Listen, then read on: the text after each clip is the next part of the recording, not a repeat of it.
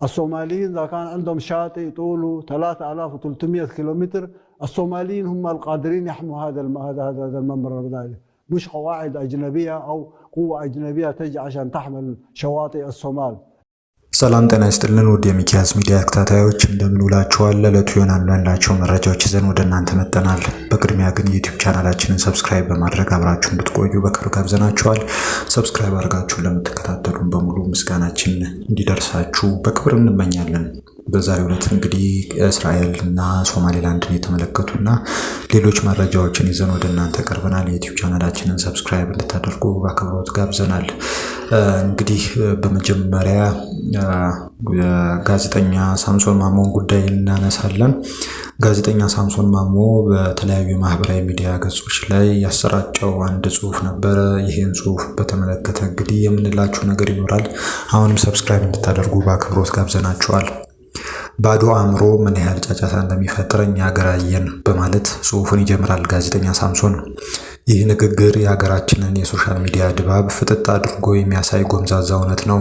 እውቀት ያለው የሞላለትና የሚናገረውን የሚያውቅ ሰው ረጋ ሲል በስሜት የሚነዳውና ባዶ የሆነው ግን አለማወቁን ለመሸፈን ይጮሃል። ጩኸታችን የበዛው መፍትሄ ስላለን ሳይሆን ባዶነታችንን የምንሞላበት መንገድ ስለጠፋን ይሆን? ከመናገር በፊት ማሰብ ከመጮህ በፊት መሙላት ይልመድብን ሲል ጋዜጠኛ ሳምሶን ማሞ ይሄን ጽሁፍ አሰራጭቶ ነበር። እንግዲህ ጋዜጠኛ ሳምሶን ማሞ እጅግም በጣም አወዛጋቢ ስብዕና ያለው ጋዜጠኛ ነው። እሱን በተመለከተ ከዚህ ቀደም የኤርሚያስ አመልጋን የህይወት ታሪክ በሚያትተው የማይሰበረው በተሰኘው መጽሐፍ ላይ ስለሱ አንዳንድ ጉዳዮች ተነስተዋል። ኢትዮ ቻናል ጋዜጣ ባለቤት በነበረበት ጊዜ ማለት ነው። እንግዲህ ከዚህ ጉዳይ ጋር ይገናኛል ብለን ያሰብነውን አንድ ጽሁፍ ይዘን ወደ እናንተ መጥተናልን። ይሄ ጽሁፍ ከዓመታት በፊት ጋዜጠኛ ያየሰው ሽመልስ የኢትዮ ፎረም አዘጋጅ የጻፈው ነው። ከዚህ እንደሚከተለው ይነበባል። ሳምሶንም ተሳደቡ። አዎ ሳምሶን ማሞ ተሳድበዋል። በሀገሪቱ ጋዜጠኛ የለም፣ የስፖርት ጋዜጠኛ እንጂ ሌላስ ሀገሪቱ የላትም። ጋዜጠኝነት በእኛ ጊዜ ቀረ፣ ድሮ ቀረ ብለው መናገራቸውም ሆነ በአፍና በፊታቸው እንቅስቃሴ ያሳዩት የንቀትና የስድብ ምልክትም በቃላት ከተሳደቡት በላይ ነው። ለመስቀል በዓል ምናልባትም እርሳቸውን ለመጀመሪያ ጊዜ በቴሌቪዥን ላይ እርሳቸውን የጋዜጠኝነት መብት ተሟጋች አድርጎ መቁጠሩና አገር አንቀጥቅጥ ዜናዎችን ሲሰሩ የነበሩ ታላቅ ጋዜጠኛ እንደነበሩ ሊገምት ይችላል። ጥሩ ግምት ነው። ግምት ሁሉ ልክ አይደለም የሚል ዘንድ ገቢዎችና ጉምሩክ ስለ አቶ ሳምሶንም ከላይ ያለውን የገመተ የማያውቃቸው ሰው ትክክል መሆኑን የሚያጣራበት መንገድ ቢኖር መልካም ነው። በበኩሌ አቶ ሳምሶንን የማውቃቸው ተማሪ እያለሁ የማያቀዘቅዝ ፍሪጅ ሲያስተዋውቁ ነበር። ከዚያ በኋላ ደግሞ ስራ ላይ ሆኜ አንድ ጊዜ በአካል አግኝቻቸዋለሁ። ያኔ ህዳሴ ግድብ ላይ ያሉ ሰራተኞችን ለማዝናናት በተዘጋጀ የሙዚቃ ኮንሰርት ላይ አስተባባሪ ነበሩ። ፕሮግራሙ ከመካሄዱ አንድ ቀን አስቀድሞ በእራት ሰዓት ኦሪንቴሽን ነበር። በወቅቱ ኮክቴልም ቀርቦ ስለነበር ሁሉም ቀማምሷል። አቶ ሳሚ ግን ቶሎ ሰከሩ። በመሃል ድንገት ከመድረክ መሪው ማይክሮፎኑን ቀሙትና ምን አይነት ጋዜጠኞች ናችሁ? ጋዜጠኝነትንማ እኛ ሰርተነው አለቀ። እንዴት ስንበላና ስንጠጣ አትቀርጹንም? ብለው በቦታው የነበሩ የቴሌቪዥን ጋዜጠኞችን ሞለጩ። ስካር ያመጣው ነው ብለን ተሳስቀን አልፈነው ነበር። ጤነኛ ሰው ስካሬን ቀረጹልኝ አይልማ። ትናንት ግን ሳይሰክሩ ይችኑ ጉዳይ ቃል በቃል ደገሟት። ይሁን የእርሳቸው ዘመን ጋዜጠኝነት መኮነን ከእርሳቸው አለመሻል ስለሆነ ምንም ማለት አልፈልግም። አንድ የረባ ዜና ሰርተው ስለማወቃቸውም መጠየቅም ጉንጭ ማልፋት ነው። እርሳቸውም ጋዜጠኝነትን የሚያህል ግዙፍ ሙያ ሸቀጥ አድርገው ስለመኖራቸውም ሆነ ከኢትዮጵያ ሬዲዮ ስለተባረሩበት የሙስና ቅሌትም ምንም ማለት አልሻም። ለጥቅማቸውና ለሚለቃቀሟቸው ሽልንጎች ሲሉ በዚያች ጋዜጣቸው ላይ ሄድላይንና ፍሮንት ፔጅ ያስቀይሩ እንደነበር መዘርዘርም ትርፉ ድካም ነው። ከ2 ዓመት በፊት ያችን የዩኒቨርሲቲ ሰቃይ ተማሪን ከአንድ ቢራ ኩባንያ ጋር እንዴት እንደነገሩባትም የማስታወስ ፍላጎት የለኝም። ይህ ጽሁፍ የተጻፈው እንግዲህ በ2011-12 አካባቢ ነው። ጥያቄው ወዳጄ ዋለልኝ ክፍሌ እንዳለው አቶ ሳምሶንን ደረጃ መዳብ ያደረጋቸው ማን ነው የሚለው ነው።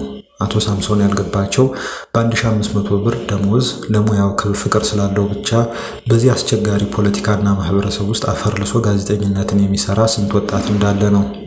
የታክሲ ቸግሮት እስከ መስሪያ ቤቱ 50 በመቶውን በእግሩ የሚሄድ፣ የቤት ኪራይ መክፈል አቅቶት የመጨረሻዎቹን ቀናት ከቤቱ እየወጣ ሌላ ጋር የሚያድር፣ በ100ና በ150 ብር አበል ጋራ ተራራ ወርዶ የሚዘግብ፣ ቁርሱን ዘሎ ምሳውን አጋጭቶ እየበላ የሚውል፣ ደግሞ አለው ቁርሱንና ምሳውን 5-11 እየበላ የሚውል፣ ላብላብ እያለው ከሌሊቱ 10 ሰዓት እስከ ማታ 6 ሰዓት ሲሰራ የሚያመሽ ስንት ጋዜጠኛ መኖሩ አቶ ሳምሶን አለማወቃቸው አይፈረድባቸውም።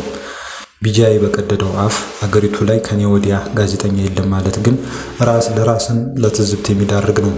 የመኪናቸው ሬዲዮ ከአበበ ግዳይና መንሱር አብዱልቃኒ ውጭ የሚያዳምጥ ከሆነ ግን አገሪቱ ላይ ትልቁ ጋዜጠኝነት የሮኒን የራስ ፀጉርና የቬንገርን ቡግር ሲቆጥሩ መዋል ብቻ ሊመስላቸው ይችላል። አለመናገር ይቻላል እኮ ጎበዝ። ነገ ጠዋት አንዱ የደርግ ሻለቃ ተነስቶ ወታደርነት በኔ ጊዜ ቀረ፣ አሁንማ ምን ወታደር አለ ብሎ በቀባባል ሲዋደቅ የሚውለውን የዘንድሮ ሰው ቢሳደብ ተሳዳቢው ምላጩን ሊስብ ይችላል።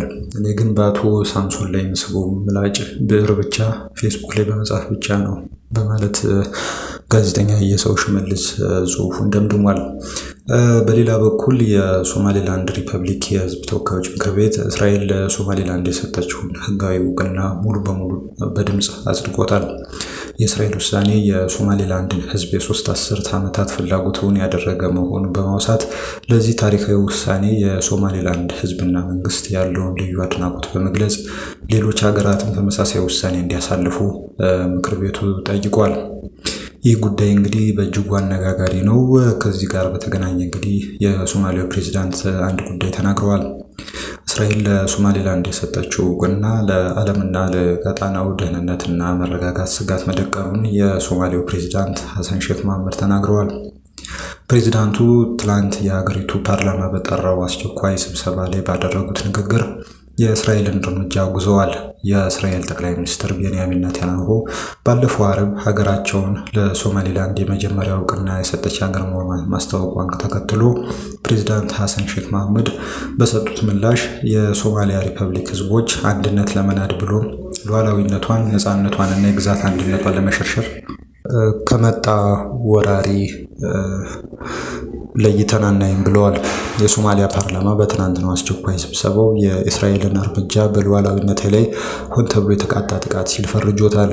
የእስራኤልን እርምጃ ኢጋድ፣ የአፍሪካ ህብረት፣ የተባበሩት መንግስታት ድርጅት በይፋ ተቃውሞታል። በተጨማሪም ግብጽ፣ ቱርክ፣ 6ቱ የባህረ ሰላጤ የትብብር ሀገራትና መቀመጫውን ሳውዲ አረቢያ ያደረገው የእስላማዊ ትብብር ምክር ቤትም ተቃውሞታል። ኤርትራም እርምጃውም በይፋ የተቃወመች ሀገር መሆኗን ከትላንትና በይፋ ገልጻለች። ኢትዮጵያና ኬንያን ጨምሮ የሶማሊያ ሌሎች አጎራባች ሀገራት ግን በጉዳዩ ዙሪያ እስካሁን ያሉት ነገር የለም። በኢትዮጵያ በኩል አቋርጦ የሚመጣውን የአርኤስኤፍ ጥቃት ለመመከት ዝግጅታችን አጠናቀናል ሲል የሱዳን ጦር ኃይል አስታውቋል።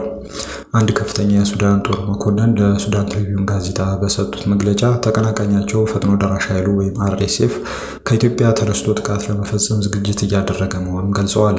ይህ ጥቃት መነሻውን ከኢትዮጵያ ድንበር አድርጎ በብሉ ናይል ግዛት ውስጥ በሚገኙት ኩምሩክና ጊሳን ከተሞች ላይ የሚደረግ ስለመሆኑ መረጃ የደረሳቸው መሆኑን የጠቀሱት መኮንኑ ለዚህ ጥቃት በቂ ዝግጅት ማድረጋቸውን አስታውቀዋል። እንደ ዘገባው በደቡብ ምስራቃዊ ሱዳን የሚገኘው የብሉ ናይል ግዛት ውስጥ ይንቀሳቀሱ የነበሩት የአርኤስኤፍ እና አጋሮቹ ታጣቂዎች ባለፈው ሐምሌ ወር በመንግስት ከፍተኛ ጥቃት ተፈጽሞባቸው አካባቢውን ለቀው ለመሄድ ተገደው ነበር። እነዚህ ታጣቂዎችም በአቅራቢያቸው ወደሚገኙት ኢትዮጵያና ደቡብ ሱዳን ውስጥ በመግባት ራሳቸውን ሲያደራጁ መቆየታቸውን የጦር መኮንኑ አስረድተዋል። በኢትዮጵያ ውስጥ የተደራጁት እነዚህ ታጣቂዎች በሚቀጥሉት ሳምንታት ውስጥ የመልሶ ማጥቃት እርምጃ ለመውሰድ በዝግጅት ላይ እንደሚገኙ ገልጸዋል። መኮንኑ ለጋዜጣው በሰጡት ማብራሪያ አርኤስኤፍ እና አጋሮቹ በኢትዮጵያ ውስጥ በቤንሻንጉል ጉሙዝ ክልል በ4 ቦታዎች ላይ ማሰልጠኛ ካምፕ የተፈቀደላቸው መሆኑን አስታውቀዋል። ቤንሻንጉል ጉሙዝ ክልል ከሱዳን ከብሉ ናይል ግዛት ጋር በድንበር እንደሚዋሰን የጠቀሱት መኮንኑ በተፈቀደላቸው ማሰልጠኛ ካምፕ ውስጥ የሚገኙት አርኤስኤፍ፣ ኤስፒኤልኤም፣ የጆሴፍ ቱካንጃ፣ የኦቢድ አቡ ሾታል ታጣቂዎችና የኢትዮጵያና የደቡብ ሱዳን ቅጥረኛ ወታደሮች መሆናቸውን አስረድተዋል። እነዚህ የጠቀሷቸው ታጣቂዎች ከፍተኛ አመራሮች በቤንሻንጉል ጉሙዝ ክልል ዋና ከተማ አሶሳ ውስጥ እንደሚገኙ ከመረጃ ምንጮቻቸው ማረጋገጣቸውንም ገልጸዋል። መኮንኑም ጨምረው የመረጃ ምንጮቻቸው በቅርቡ ለእነዚህ ታጣቂዎች የሚሆኑ ከፍተኛ መጠን ያላቸው ጦር መሳሪያዎች ከዩናይትድ አረብ ኤሚሬትስ ተጭነው ቤንሻንጉል ጉሙዝ ክልል ውስጥ በሚገኝ አየር ማረፊያ ውስጥ መራገፋቸውን ለማወቅ መቻላቸውን ጠቅሰው ይህም በቅርቡ በጉምሩክና ጌሳን ከተሞች ለሚደረገው ማጥቃት የሚደረገው ዝግጅት አካል መሆኑን አስታውቀዋል። ይህ በእንዲህ እንዳለ ከጥቂት ሳምንታት በፊት ከዚህ ጋር የሚመሳሰል መረጃ አልጀዚራ ቴሌቪዥን ማሰራጨቱን የሚታወስ ነው። ይህን ዘገባ ተከትሎ አንድ ከፍተኛ የኢትዮጵያ ባለስልጣን ለአልጀዚራ በሰጡት መግለጫ በአሶሳ ለአርኤስኤፍ ማሰልጠኛ ካምፕ ተፈቅዶለታል የሚባለው መሰረተ ቢስ ነው ብለው ነበር። እንዲህ አይነቱ ሐሰተኛ መረጃ የሚሰራጨው በሁለቱ ሀገራት መካከል ግጭት ለማስነሳት ታስቦ መሆኑንም ማስታወቃቸው አይዘነጋም። አድማጭ ተመልካቾቻችን የዩቲዩብ ቻናላችንን ሰብስክራይብ ማድረጋችሁን አትርሱ። ስለተከታተላችሁ በእጅጉ እናመሰግናለን። አስተያየቶቻችሁን ስጡን። መልካም ቀን።